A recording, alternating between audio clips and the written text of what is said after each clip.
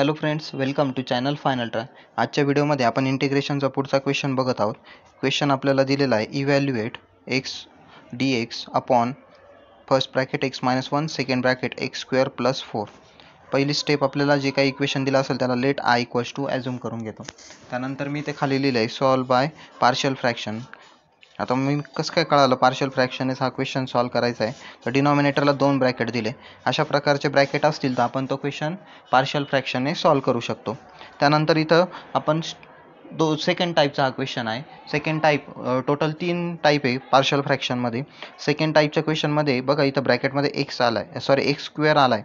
तर मग हा सेकंड टाईपचा क्वेश्चन आहे. असं जर एक्स स्क्वेअर आला तर न्यूमरेटरला आपण बी एक्स प्लस सी घेतो. बघा इथे घेतलं आहे बी एक्स प्लस सी. म्हणजे आपण काय करतो, ए आपण फर्स्ट ब्रॅकेट घेतो, बी आपण सेकंड ब्रॅकेट घेतो. अगोदरच्या प्रॉब्लेममध्ये आपण बघितलं आहे. पण जेव्हा केव्हा स्क्वेअर असेल ब्रॅकेटमध्ये तेव्हा न्यूमरेटरला आपण बी एक्स प्लस सी घेतो.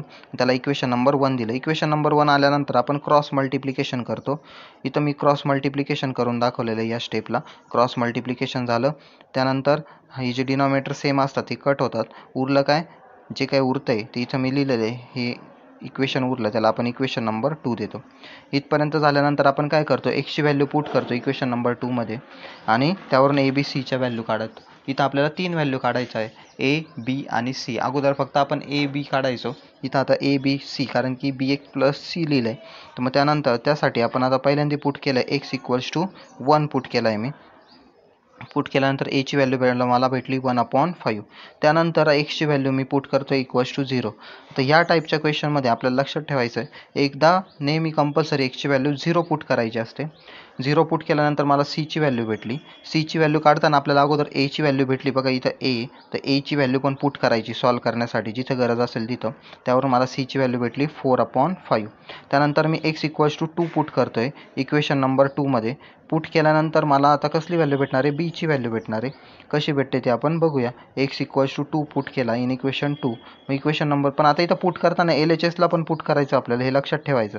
एल एच एसला इथं आपला एक्स उरलेला, म्हणजे इथं पण मी 2 पुट केलेला. बघा 2 इक्वल्स टू असं लिहिलं आहे. त्याच्या जागी प्रत्येक एक्सच्या जागी व्हॅल्यू पुट करायची. एल एच एसला जर एक्स असला तरी तिथं व्हॅल्यू पुट करायची.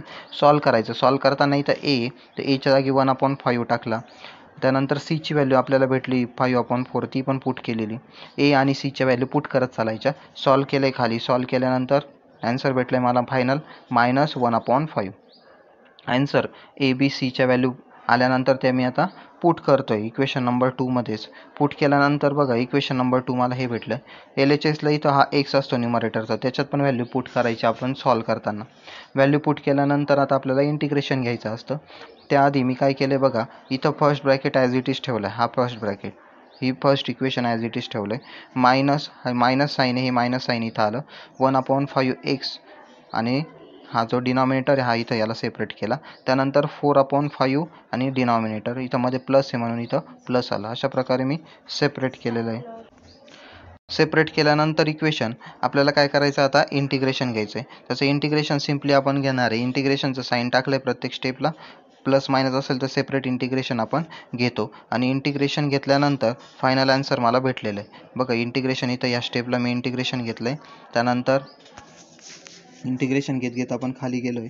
खाली गेल्यानंतर फायनल आन्सर आपल्याला इथं भेटतं आहे. काय आन्सर भेटतं ते आपण बघणार आहोत. बघा इंटिग्रेशन घेतो आहे मी आता. इंटिग्रेशन घेताना प्लस किंवा मायनस असेल तर सेपरेट इंटिग्रेशन घेतलं या स्टेपला.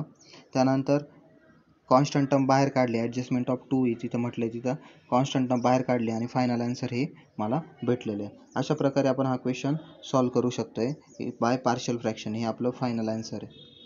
ओके, या स्टेपला कोणत्या स्टेपला, या स्टेपला आपण काय केलं आहे, कॉन्स्टंट टर्म बाहेर काढल्या. यासाठी जर कोणाला माहीत नसेल तर आपले फॉर्म्युले आहेत किंवा बेसिक एक आपण व्हिडिओ बनवलेला आहे, तो व्हिडिओ बघू शकता जेणेकरून तुम्हाला हे इंटिग्रेशन समजून जाईल. अशा प्रकारे आपण हा क्वेश्चन सॉल्व करू शकतो. Thank you friends for watching video.